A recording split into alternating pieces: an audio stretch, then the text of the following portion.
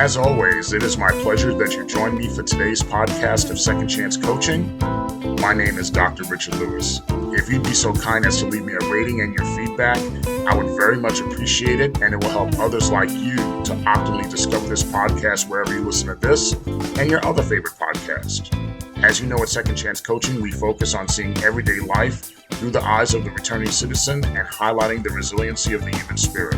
I would love to work with you one-on-one, whether you're a returning citizen or coaching client seeking your second chance, or you're a representative of a business, college, or university seeking to integrate and support returning citizens in your respective organizational and learning environments. Please feel free to contact me via email at richard@secondchancecoaching.com or via Instagram at the Dr. Richard Lewis.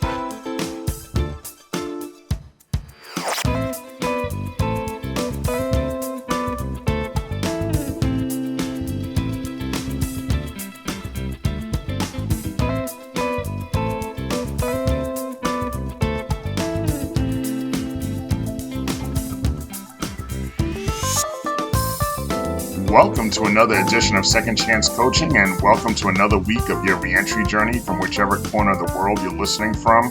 But as always, we are so happy that you are joining us today for another week of Second Chance Coaching, and we enjoy and appreciate and we value the time that you decide to spend with us during the course of the week. From wherever the world you're listening from, you know what? Speaking of listeners, this is our opportunity to certainly show love to specific corners of the world you may be listening from and where you are. You know, we haven't shown this kind of love in a while, so I want to be sure that I do this and make sure that you know that I'm always thinking about you guys showing love as you have shown us love.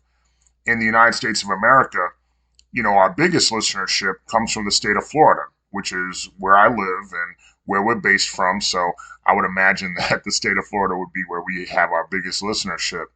But our second highest listenership in the United States of America in the month of October came from the state of South Carolina. So I certainly want to make a shout out and show love to our brothers and sisters in South Carolina. Thank you for showing your love and support and being part of our Second Chance family. And really thank you. And thank you for sticking with us. And we continue to go on this journey together. And in transitioning and talking to our folks worldwide, I want to also continue to shout out and show love to our brothers and sisters in Canada, Germany, Ghana, Switzerland, and the United Kingdom. Thank you for continuing to be a continued presence in our Second Chance family. Thank you for continuing to show the love and support that you always consistently show up every single week, every single month, every time we drop an episode. Really, really thank you for that. If you're listening to this podcast today, this episode, on the day that it drops, it's Saturday morning or maybe Saturday afternoon, depending on the time zone. So let me say happy Saturday. Happy Saturday to all of you. We're about 3 days late in rolling out the podcast, as it has been a heck of a week. You know, first I had an opportunity to speak to a really, really good friend, and I met him, you know, through podcast development, and we certainly have created a great bond with each other. A good friend of mine who lives up north, Robert Galletta, who many of you may also know him as a host of the podcast called Beyond Our Boundaries, which you could still find on the podcast feed. If you go in and go Beyond Our Boundaries, you'll find it. You'll find a lot of the archived episodes that he's done. Now, Bob hasn't put out a new Beyond Our Boundaries episode in a little over 2 years, but I assure you he's doing great. Our conversation of catching up, growth, and encouragement was nothing but pure fire. It was just really good and invigorating to have that conversation with him. And Bob shared with me that he has plans to put out a new podcast material. You know, it may be a relaunch of Beyond Our Boundaries, or he might have, well, no, let me scratch that.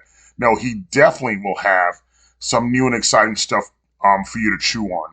Whether it's a relaunch of Beyond Our Boundaries or labeled as something new, I know that he's going to have something great going on. And it was so just good to catch up with him. And certainly, Bob, like you said, you know, it's been 2 years since we hung out on the beach and he came down here. It won't be another 2 years again. We'll make sure that happens. And we'll talk definitely sooner than later. On the home front, we've had a lot of transition in my condominium's homeowners association. which we had some people leave and decide to quit, and it's left me as the acting president. Now, unfortunately, in Florida, you know, the condos are really feeling the squeeze of higher insurance rates and safety inspection standards that happened from the Surfside, Florida disaster, and it's designed to really meet standards that a lot of condos have to meet, and our condo's not immune from that. And with those standards have come higher fees of insurance, higher fees of workmanship, and things of that nature.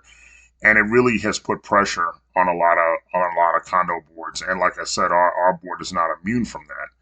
But I would have to say that my only frustration in regards to that is that the majority of our board really have made decisions based on being afraid and not taking the time to really know all the facts before we get into stuff. And then what has happened is those decisions and that fear has come back to bite us. Now, while I can understand feeling unsettled and not liking the things that are going on around you and wanting to be on solid ground, I always would tell the people that I was on the board with that we can't allow fear and premature expediency just to get things over with prematurely force us into, short-sighted and detrimental decision making. That just doesn't work in the long term, doesn't work in the short term. But now that people have left, I mean, I know there's been disagreements and things of that nature, but I think disagreements are healthy, and it certainly wasn't disagreements on a personal level. But now it's left me as acting president, as if I had nothing else to do.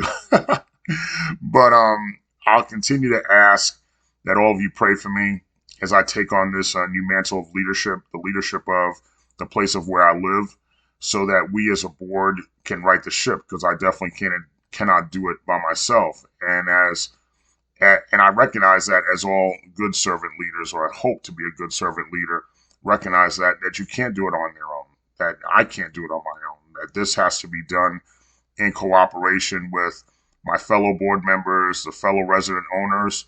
But I'm really confident and faithful that we got this. We got this, and we'll make it happen. I'll keep you updated on it as time goes on as well.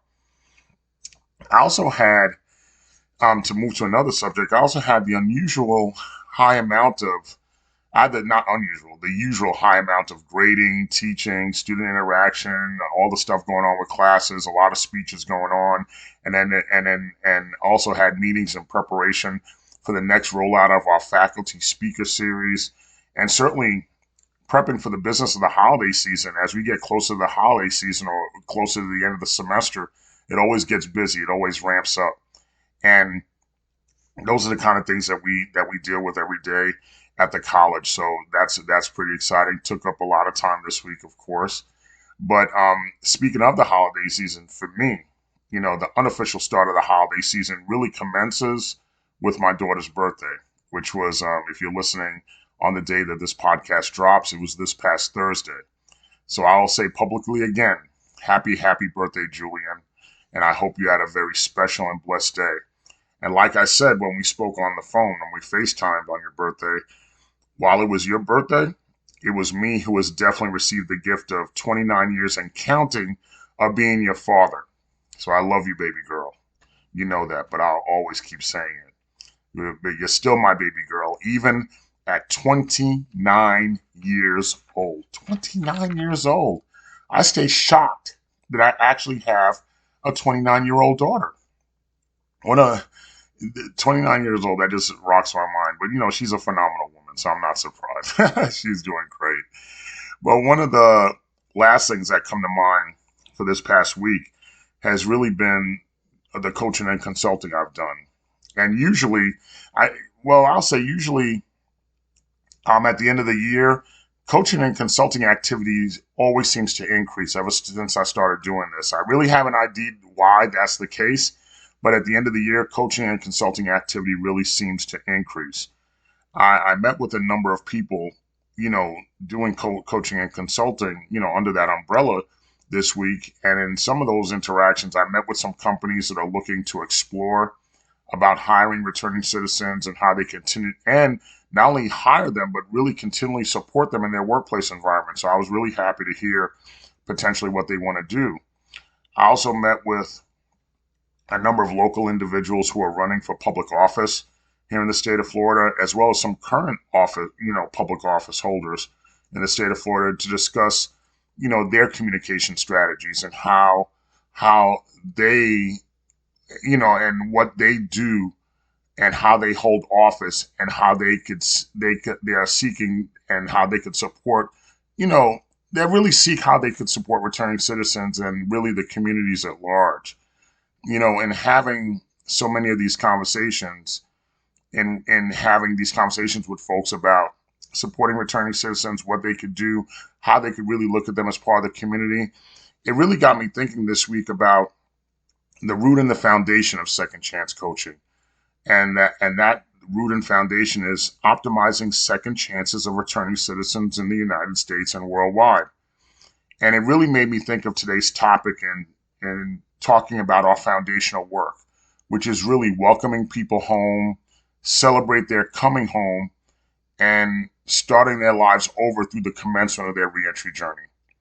At this time of year, in November, December, sometimes even the beginning of the new year, at this time of year, it's really customary to see governors from all over the United States and even the president of the United States, no matter who is the president, no matter whatever party they're affiliated with, no matter who that is that's holding office, really to provide pardons or commutations or some sort of incarceration relief that reunites people with their loved ones, and then in an instant, the transformation in that instant, when that pardon or commutation or incarceration relief comes down, in an instant, prisoners become returning citizens, and their reentry journey joyously starts for many of them.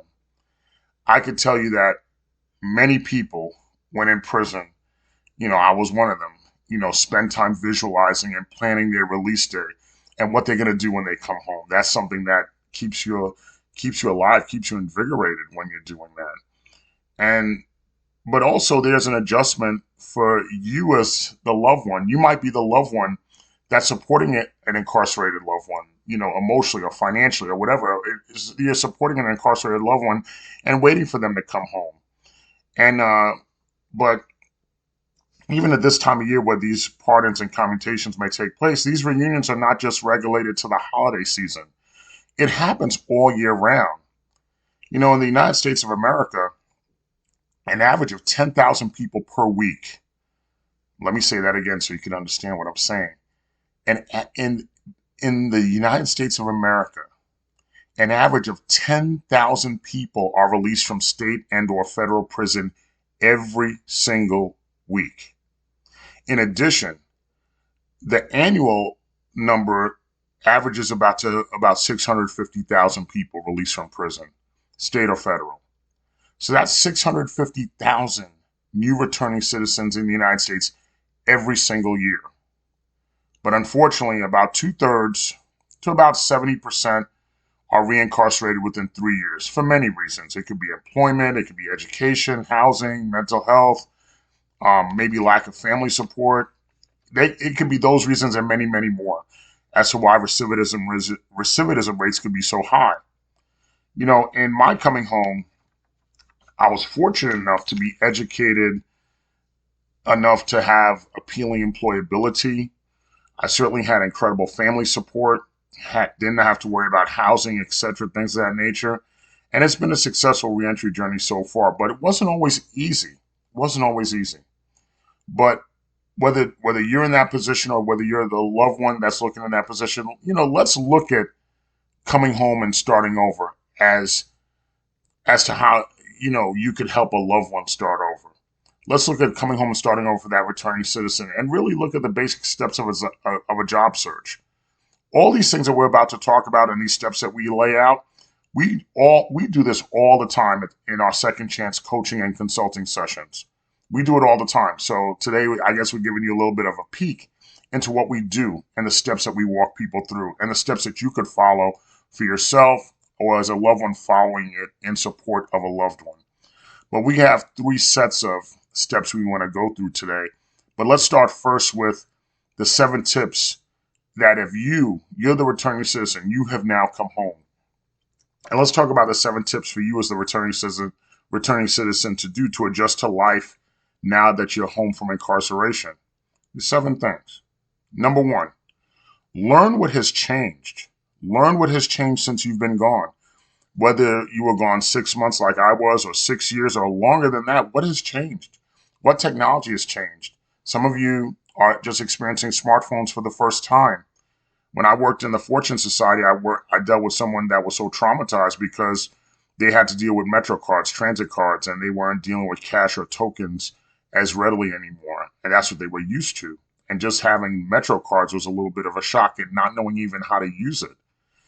Uh, we don't use cash as much as we used to anymore. So the rapid use and the regular use of debit cards and credit cards could be an adjustment for some folks. Maybe having smartphones, apps that you can use to pay your bills and track different things, social media, all those things can come into play.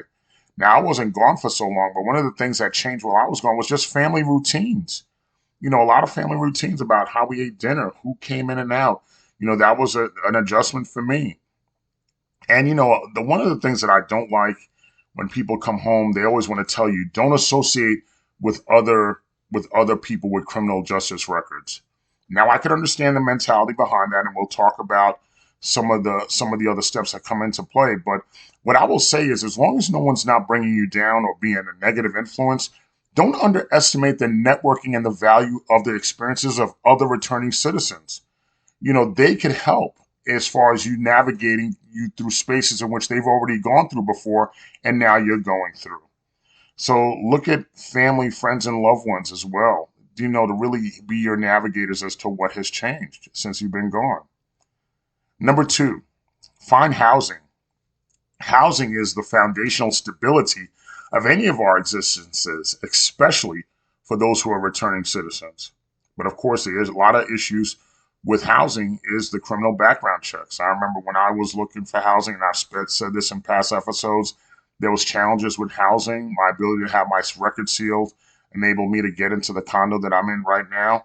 But certainly look at those local housing authorities like HUD, family dynamics. Look and see what's there that you could sit there and utilize housing as a way to make sure that you're able to adjust well after incarceration. Number 3, establish a routine. When you're incarcerated and you're on the count, you know what that means. You have a mandated routine. But do that here too when you're home. Have a routine as far as the time to get up, the time to make your bed, to exercise, the time to do your job search, spending time on the beach, relaxing your mind, whatever it is. Because remember, how you do anything is how you do everything. So if I'm disciplined in this area, you're going to be disciplined in other areas as well. Number 4, steer clear of negative influences. While we have the network of other returning citizens, let's be honest with each other. Some folks are just no good. And you want to stay clear of that, because if they're not lifting you up, show them the door. If they're putting you in a bad spot, show them the door. Do not compromise. Do not negotiate, because your freedom is like oxygen. It's just too important. Steer clear of negative influences. Number 5, talk to a therapist. Readjusting to life outside of prison is a job in and of itself. And we have to sometimes have a way to navigate and process our emotions positively. We can be excited when we first come home from prison, but then sometimes the frustration that comes in is that could cause anger in those initial stages of coming home, and you could slip up when it comes to that. A therapist could really help with having a healthy outlook and really methods on how to cope and process the challenges and the things that you wore while you were in prison, and those adjustments in coming home. Number 6, join a support group, whether it be a church, Alcoholics Anonymous, whether it be a group that has common interest, common needs, and those interests and needs may not necessarily be people who have come home from prison. It could be other interests. When I came home, the funniest thing is the number one support group for me when I came home, and this is pre-social media, was with my old college friends, and we were playing fantasy baseball, fantasy basketball, fantasy football. So we were interacting and talking to each other all year. And I don't think they really understood how that interaction meant a lot to me, as far as really having that normalcy and having that recreational outlet, as far as having those fantasy sports. And number seven, finish your education. If there's something you haven't done, go ahead and finish it. Recidivism shows in studies that the recidivism rates reduces at every level of education one gets, whether it's college or technical school. Finish that education. That is so, so very important. Now, let's transition and talk about you being the loved one, you, the wife or the husband or the sibling or the child or the friend, whatever role you play of the person that's in prison. If you want to help them adjust, it's not easy. You really have to help them adjust through that process of becoming a returning citizen. And a lot of that adjustment could come with depression and anger and culture shock. And a lot of that I experienced as well. I used to say to mom that some of that depression and anger could come from having that scarlet letter of a criminal record. And those are things you have to get over. And you as a loved one are there to help them, help us through that. And overall, I want to give you, this is what I do in my coaching session as well, 7 ways to help you support your loved one through their transition and coming home. What is it that you could do? But let me tell you, the number one thing before I get into the 7 things, the number one thing that you could do and show them is to show them your love. Show them your love through your words, and most importantly, show them your love through your actions. Now, I'm not saying to be foolish, but show them your love. And sometimes it includes tough love, but show them your love. So let's go through those 7 ways how you as a loved one could support that person as they adjust and coming home through prison. Number 1, understand that there's going to be culture shock with your loved one when they come home. Once again, like I said, they've been on the count. All their movements, their existence has been documented and regulated in some way, shape, or form in all forms. So coming home to freedom and choices is a shock. It's really a shock. And the longer you've been away, the deeper the shock is. And you, as the loved one that's supporting that person, has to be patient, show love, and be a navigator through their new normal. Number 2, be aware of depression. There's a lot of readjustments that the returning citizen goes through. When they're in prison, the thoughts of coming home and being released is lovely, full of sunshine, rainbows, all of that stuff, and Pollyanna, but the realities could feel like you're swimming upstream, and it could really take a toll on your loved one's mental health.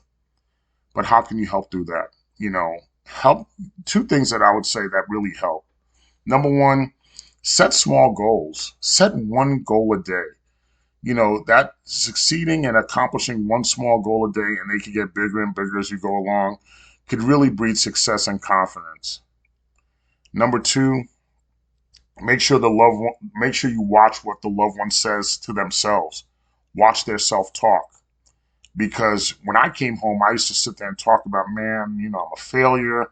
The things I felt that college could be a way to break through some of the rejection I was getting. And I used to say to myself, college was a waste. It was a waste of time. And I'm a waste of time. My mother would never hear of it. She did not allow me to sit there and speak like that. She was like, there's no bad self-talk in this house. You can't do that because it could be the root of depression. She was like, nope, that's not going to happen. Number 3, communicate your frustration because you're going through it too. Communication is the key. What we used to do when I came home, we had weekly family meetings, a time that we talked as a family. I would say my feelings, everybody would say their feelings, and then that enabled us to know where we stood. And we had a plan of action to do better for ourselves and to do better for each other. Number 4, manage your anger. We've talked about anger in the past. As a returning citizen, prison really is a place where aggression and anger is welcomed. It's like a method of protection. But in the outside world, aggression and anger is not really readily as acceptable. And what I would always do, mom would always guide me through that, whether it be for you as a loved one or you as the returning citizen. When you feel that anger, the most basic thing one could do, take 10 seconds to just breathe. Take 10 seconds to just stop. And isolate the cause of that anger. Isolate, why am I angry right now? What's making me angry?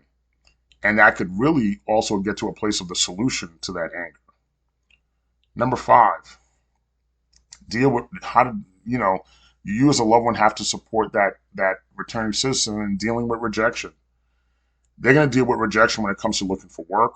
They're going to deal with rejection when it comes to certain family members. They're going to deal with rejection with former friends, and I dealt with all of them when I came home. As I talked to you about what mom would say to me in past episodes, I used to say, mom used to always say, if someone knows you, there's no explanation that's necessary. But if they don't know you, no explanation will ever be good enough. So talk to your loved one and have them be easy on themselves. Have them recognize their past accomplishments. Remind them of the goal. Remind them what they are here for. Remind them of the oxygen and the freedom that they're trying to get. And remind them to concentrate more on that, what they've done in the past that's been great. Remind them of the goals that they're trying to achieve. Rather than concentrating on past failures and setbacks, there's no need to sit there and do that. Number 6, resist negative influences. Once again, talk to them about what pulls them towards negativity, negative thoughts, negative actions.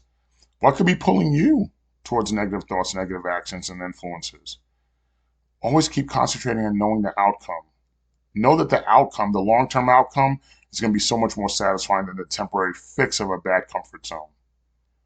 And number 7, to combat addiction. Did they develop an addiction while they were away? Did your loved one develop an addiction while they're in prison? It's extremely difficult to work through that because sometimes the addiction could have been developed through a way to mask pain, to sit there and cope with the situation of incarceration. But it could be extremely difficult to work through treatment, and there's no short-term resolution when it comes to that. But you got to sit there and help them work through that and give them that love for the long haul as far as combating that and living with that.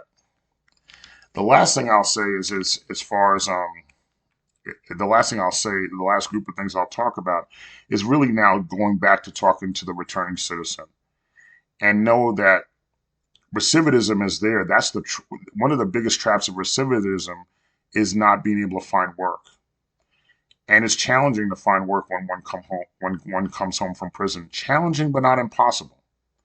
And especially when when you're trying to find work, you're trying to solidify and stabilize yourself and look at a new life after incarceration. There's 10 things as far as what one wants to do as far as looking for work after incarceration. And these are the last 10 things we'll talk about. Number 1, know which jobs you won't be able to get. Some jobs you can get with the passage of time. Sometimes after 7, 10 years. When I started working at the airport, I was worried about what I could get if I could work at the airport, but I was able to successfully do that. But some jobs you have to look and say, what can you get with the passage of time? And one of the things that I don't know if it was not knowing not to be afraid, but I did a lot of research and I spoke to people and I asked and I found out exactly. I said, this is my situation and this is what I need to, this is the help that I need to get through to the next level. And surprisingly, people willing to help you when you ask. And sometimes the answer is no, but you'd be surprised how many times the answer is yes.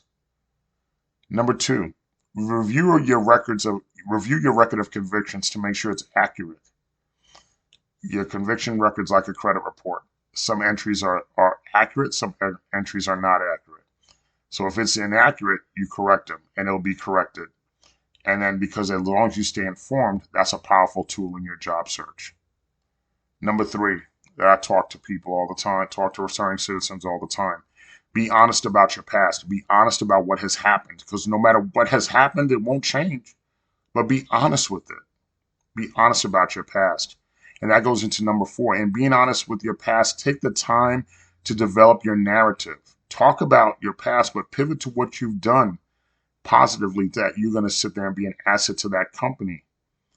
And then that goes into number 5. Know which companies are open to hiring returning citizens. And just because they don't have a history in doing so doesn't mean that they're not open to it. Once again, that goes back to number 1, to being able to talk, to let people know where you're at, what you need, because no one can help you if they don't know. And number 6, find that support to get you back on your feet, whether it be through government programs you're eligible for, community-based organizations, like for me, with working with the Fortune Society. Find the support to get you back on your feet. And number seven, sometimes the first job is not always the job that you're going to like, but look to get that quote unquote transition job first. Maybe that's something that you have to do.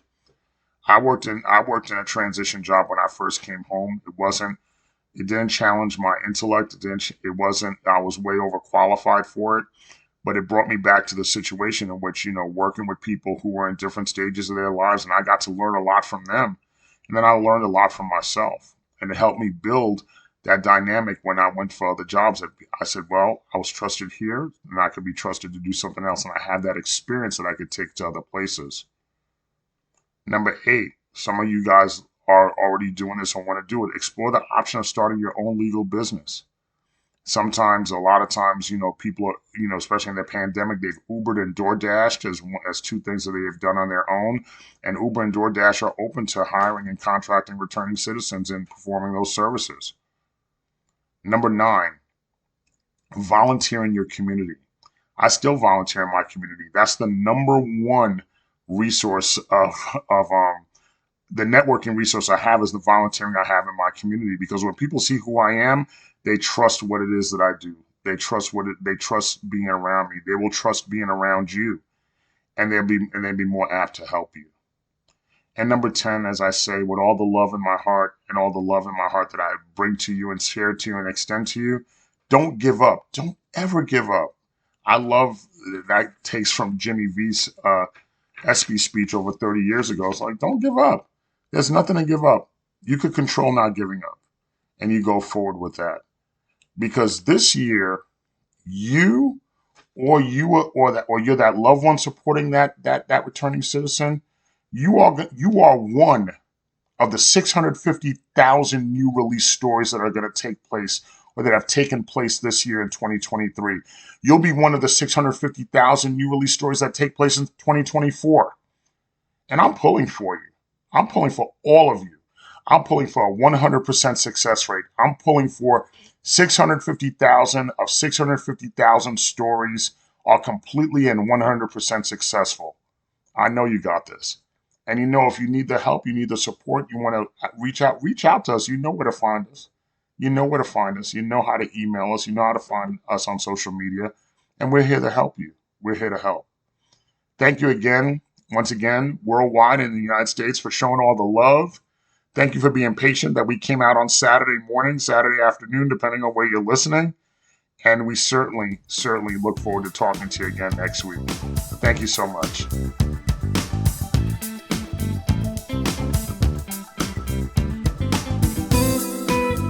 Thank you again for joining us here at Second Chance Coaching.